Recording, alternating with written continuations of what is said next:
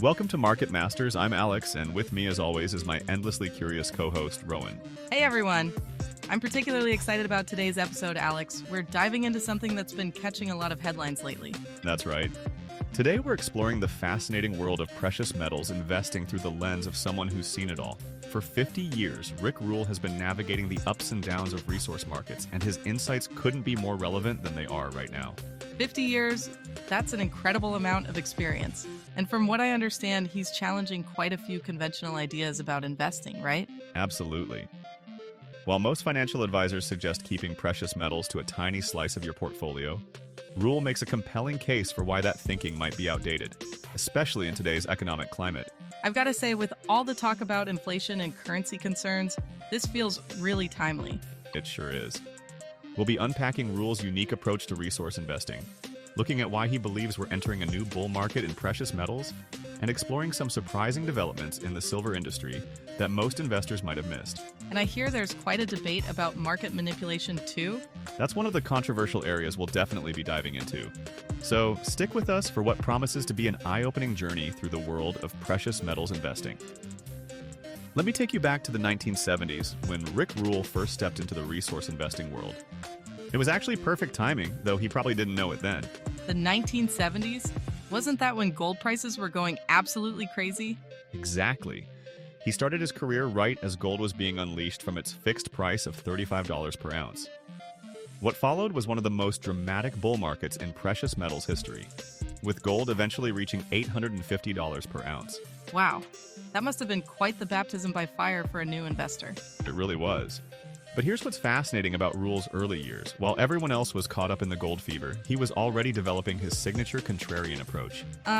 What do you mean by contrarian in this context? Well, instead of just following the crowd into whatever was hot at the moment, Rule started looking for opportunities in sectors that everyone else was ignoring. He'd study market cycles intensively, trying to spot patterns that others were missing. So basically, buying when others were selling? That's part of it, but there's more to his strategy.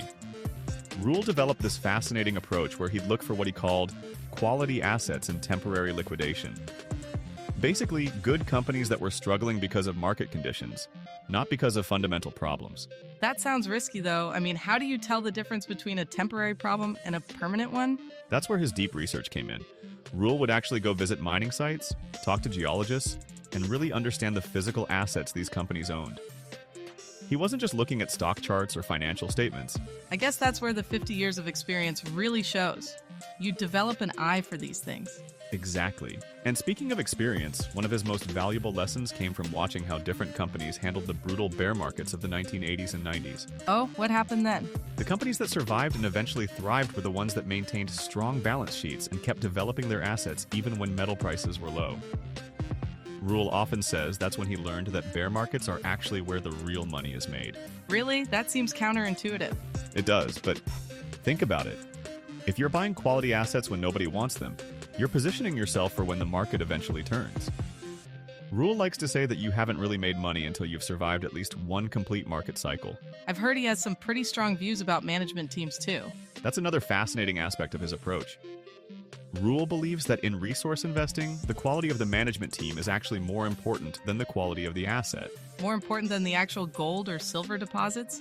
That's surprising. His reasoning is that a great management team can turn an average asset into a good investment, but a poor management team can destroy even the best asset in the world.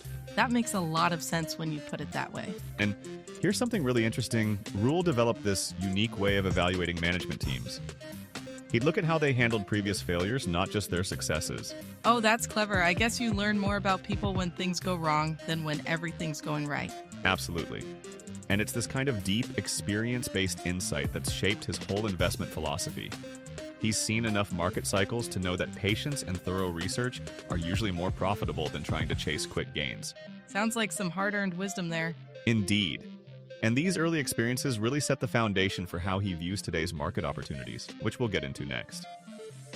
Now, what's really fascinating about Rule's approach is how he looks at market fundamentals. He's not just tracking price charts or following market sentiment. So what exactly is he looking at then? He focuses on three key areas that most investors tend to overlook. First, there's the supply chain situation, which has become increasingly complex. Second, there's the state of mining infrastructure worldwide. And third, there's this remarkable shift in central bank behavior we're seeing. That's quite a lot to unpack. Let's start with the supply chain. What's happening there? Well, here's something most people don't realize. Mining companies have been underinvesting in new projects for over a decade now. Rule points out that we're not finding new deposits fast enough to replace the ones we're depleting. That sounds like a recipe for future shortages. Exactly. And here's where it gets interesting. The average time from discovering a new deposit to actually producing metal has stretched to almost 15 years now. 15 years? That's much longer than I would have thought. Why so long? It's a combination of stricter environmental regulations, more complex permitting processes, and the fact that the easy-to-reach deposits have mostly been found. We're now looking at deeper, more technically challenging projects. I can see why Rule pays so much attention to management teams now. You'd need really experienced people to navigate all that. Precisely. But there's another layer to this story that's equally important. Central banks have completely changed their behavior when it comes to gold. Oh yeah, I've heard something about that. They're buying more these days, right? More than ever before. Last year saw record levels of central bank gold purchases. And what's particularly interesting is that it's not just the usual buyers like Russia and China. Who else is getting into the game? We're seeing countries like Poland, Turkey, and even several smaller nations significantly increasing their gold reserves. Rule sees this as a fundamental shift in how central banks view precious metals. That must be putting extra pressure on an already tight supply situation. It absolutely is. But there's yet another factor at play here. The industrial demand for silver is experiencing what Rule calls a quiet revolution. Industrial demand? I thought silver was mainly used in jewelry and as an investment. That used to be true, but the technology sector is changing everything. Every solar panel needs silver. Electric vehicles use more silver than conventional cars. Even your smartphone contains a tiny amount. So we've got supply constraints, increased central bank buying, and growing industrial demand. No wonder Rule is seeing opportunities here. And here's something that ties it all together. Rule points out that the current price of many precious metals is actually below the cost of bringing new mines into production. Wait, how does that work? Wouldn't companies just stop mining if they're losing money? Existing mines can often operate at lower prices because their initial investment is already paid for. But to build new mines, to replace depleting reserves, we need much higher prices to justify the investment. So basically, the current price isn't sustainable if we want to maintain supply? That's exactly Rule's point. He believes we're in what he calls a stealth bull market, where the fundamentals are already pointing to higher prices, even if the broader market hasn't recognized it yet. You know, when you lay it all out like that, his approach makes a lot of sense. He's looking at the actual physical market rather than just trading patterns. And that's really the key to his fundamentals first approach. It's about understanding the real-world factors that drive supply and demand, not just market sentiment or technical charts.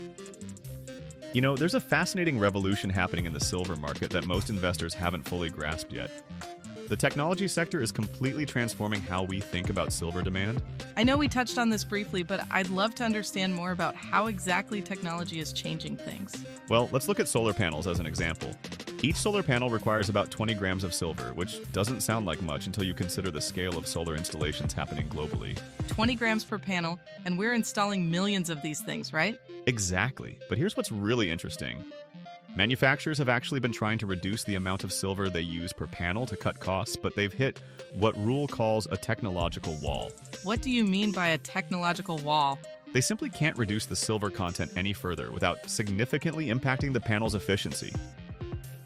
Silver's unique properties, its conductivity, its durability, they just can't be replicated by cheaper materials.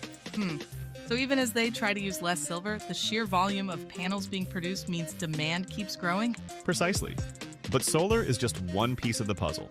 The electric vehicle revolution is creating another huge demand stream that barely existed a decade ago. I wouldn't have thought EVs would need much silver. That's the surprising part. A typical electric vehicle uses about twice as much silver as a conventional car. And it's not just in the vehicle itself. The charging infrastructure requires significant amounts too. Oh wow, I never thought about the charging stations.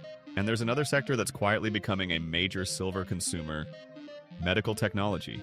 Silver's antimicrobial properties are making it increasingly valuable in everything from advanced wound dressings to medical instruments. That's interesting. Is this new demand actually making a significant impact on the overall market? According to Rule's analysis, industrial demand for silver is now growing at its fastest rate in 30 years. And here's the kicker. Unlike gold, Much of the silver gets consumed in ways that make it uneconomical to recover and recycle. So once it's used in these applications, it's essentially gone from the available supply? Exactly. And this is creating what Rule calls a perfect storm. Industrial demand is rising just as traditional silver mines are struggling with grade decline and underinvestment. Grade decline, that's when mines produce less silver per ton of rock they process, right? That's right. And when you combine that with all these new technology-driven demand sources, you start to understand why Rule sees the current market situation as unsustainable. You know what's fascinating about this? It's like silver is quietly transforming from just a precious metal into some kind of industrial strategic material. And that's exactly the point Rule emphasizes. Silver is becoming what he calls a dual-purpose metal. It's maintaining its role as a monetary metal while simultaneously becoming critical to some of our most important technologies. I guess that explains why he sees such opportunity in this sector. It's got both the precious metals angle and the technology angle working for it. Yes, and there's one more aspect that makes this particularly interesting. Unlike many other industrial metals, silver mining is often a byproduct of mining other metals. Very few mines are primarily silver producers. So even if demand increases, we can't just quickly ramp up silver production? Exactly. Rule points out that this makes the supply side much less responsive to price signals than most people realize. Even if silver prices double tomorrow, it wouldn't necessarily lead to an immediate increase in production. It sounds like the market hasn't really priced in all these structural changes yet. That's Rule's main argument. He believes we're at the beginning of a fundamental shift in how silver is valued, driven by these technological changes that most traditional investors haven't fully appreciated yet. Now, there's an elephant in the room we need to address: the ongoing debate about manipulation in precious metals markets. Rule has some fascinating insights on this that might surprise a lot of people. Oh yes, I've heard all sorts of claims about this. Some people seem to think the whole market is rigged. That's exactly why we need to look at this carefully. Rule takes what I'd call a nuanced position here. He acknowledges that there have been documented cases of manipulation, but he's skeptical of some of the more extreme claims. What kind of documented cases are we talking about? Well, between 2016 and 2020, several major banks paid significant fines for what's called spoofing in the precious metals futures markets. Spoofing, that's when traders place orders they don't intend to execute, right? Exactly. They place large orders to create the illusion of market pressure in one direction, then quickly cancel them. But here's where Rule's perspective gets interesting. He argues that while this type of manipulation certainly exists, its long-term impact on prices is often overstated. Really? That seems counterintuitive given how much attention these cases get. Well, Rule points out something fascinating. Most of these manipulative activities actually work in both directions. Traders aren't just trying to push prices down, they're trying to profit from price movements in both directions. So it's more about creating volatility than permanently suppressing prices? Precisely. And here's another layer that often gets overlooked. The physical market for precious metals is actually much larger than the paper futures market where most of this manipulation takes place. Wait, I thought it was the other way around. Don't we always hear about how there's more paper gold than physical gold? That's a common misconception. While there's certainly a lot of paper trading, Rule emphasizes that the actual price of physical metal is ultimately determined by real supply and demand. So how does he explain the disconnect we sometimes see between paper and physical prices? This is where it gets really interesting. During times of market stress, we often see premiums for physical metal spike well above the paper price. Rule sees this as evidence that the physical market actually has the final say. Like what happened during the pandemic when people couldn't get their hands on physical silver? That's a perfect example. The paper price might have been saying one thing, but if you wanted actual physical silver, you were paying significant premiums. Rule argues this shows the limits of any manipulation. You know what's fascinating about this? It suggests the market is both more and less manipulated than people think. That's a brilliant way to put it. There's definitely manipulation happening at the trading level, but the idea that a small group can permanently suppress prices of physical metal, Rule sees that as highly unlikely.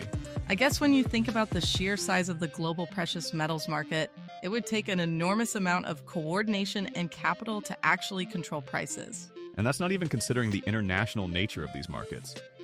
Rule points out that any large-scale manipulation would require the cooperation of multiple governments, central banks, and major financial institutions across different jurisdictions. So what's his advice for investors worried about manipulation? He suggests focusing on the physical market fundamentals we discussed earlier. Supply constraints, industrial demand, mining economics, These factors, he argues, will ultimately matter more than any short-term trading shenanigans. That actually makes me feel better about the whole thing. It's like, yes, there's manipulation, but it's not the all-powerful force some people make it out to be. Exactly. And Rule makes another important point. Successful investing isn't about finding perfect markets. It's about understanding the markets we actually have, imperfections and all. Let's dive into something really practical. How Rule suggests structuring a precious metals portfolio for what he sees as the coming bull market. His approach here is quite different from conventional wisdom. I'm guessing he's not suggesting we just buy a gold ETF and call it a day? Not quite. Rule actually advocates for what he calls a three-tiered approach. The foundation is physical metals, then selected mining stocks, and finally what he calls strategic speculation opportunities. That sounds more complex than I expected.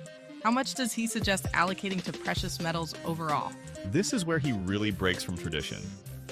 While most advisors suggest 5% or less, Rule argues for 10 to 20% of a portfolio in current conditions. Wow, that's a pretty significant chunk. How does he justify such a large allocation? He bases it on historical performance during periods of currency stress and negative real interest rates. But here's the interesting part. He's very specific about how that allocation should be structured. Okay, so walk me through these tiers. How much goes into physical metals? Rule suggests about 40% of your precious metals allocation should be in physical form, split between gold and silver. But here's a crucial detail. He emphasizes taking actual delivery rather than using storage programs. Really? That seems complicated. What about storage and security? He actually has some fascinating insights about this. Rule suggests treating physical metals like insurance rather than an investment. Keep enough at home for immediate access, but use private vaulting services for larger amounts. And what about the mining stocks? That's the second tier, right? Yes, and this is where Rule's decades of experience really shine through. He suggests focusing on what he calls the best-of-breed producers. Companies with strong balance sheets, growing production, and most importantly, low-cost operations. I assume these would be the bigger, more established mining companies? Primarily, yes, but here's something interesting. Rule suggests looking for producers that are actually growing their reserves, not just maintaining them. He says too many companies are basically mining themselves out of business. What does he mean by that exactly? They're focused on current production but not investing enough in finding new deposits. It's like a retail business selling inventory without ordering new stock. Ah, got it. And what about that third tier, the strategic speculation part? This is where Rule suggests putting about 20% of your precious metals allocation. He looks for what he calls prospect generators, smaller companies that find deposits and partner with larger companies to develop them. That sounds pretty risky, though. It can be, which is why Rule emphasizes something crucial. Position sizing. He suggests never putting more than 5% of your speculative allocation into any single company. So you're spreading the risk across multiple opportunities? Exactly. And here's another key point. Rule strongly advises against using leverage or margin in any part of the precious metals portfolio. I guess the market's volatile enough without adding leverage to the mix. Precisely. He often says that the biggest mistakes he's seen investors make come from being right about the market but wrong about timing, then getting forced out of positions because of leverage. You know what's interesting about this approach? It seems designed to let you sleep at night while still capturing the upside he sees coming.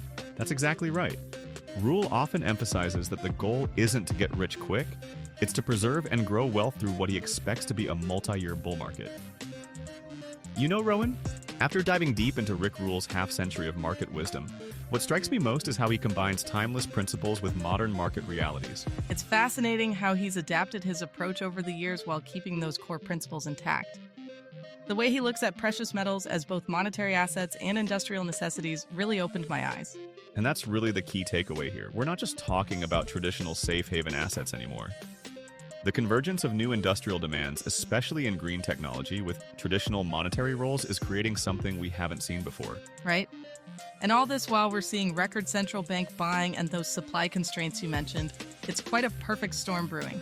What I find particularly valuable is how Rule emphasizes the importance of patience and proper position sizing. It's not about trying to get rich quick. It's about understanding market cycles and being properly positioned when they turn.